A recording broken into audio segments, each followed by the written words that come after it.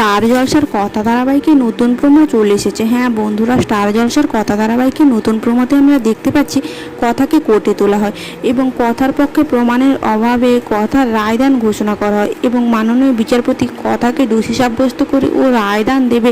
ঠিক তখনই এবি আসে এবং এবি এসে আসল মুকুটটি মাননীয় বিচারপতির সামনে হাজির করে এবং মাননীয় বিচারপতিকে বলে এটাই আসল মুকুট। তখন কথা বলে, কিন্তু এই মুকুটটি আপনি পেলেন কোথায় এবং এই মুকুটটি কে চুরি করেছিল, কে আমাদের গৃহ পরিবারের এত বড় ক্ষতি চায়? তখন এবি কথাকে বলে সেটা আমি জানি না, কিন্তু সেটা আমাকে এবং তোকে একসঙ্গে মিলে খুঁজে বার করতে হবে। বন্ধুরা, তবে কি আমাদের এবি ও কথা দুজনে মিলে আসল দোষীকে খুঁজে বার করতে পারবে এবং এই কিট চুরির জন্যই কি আমাদের এবি ও কথা আরও কাছাকাছি আসবে? অবশ্যই জানতে হলে চোখ রাখুন স্টার জলসার কথা ধারাবাহিকে।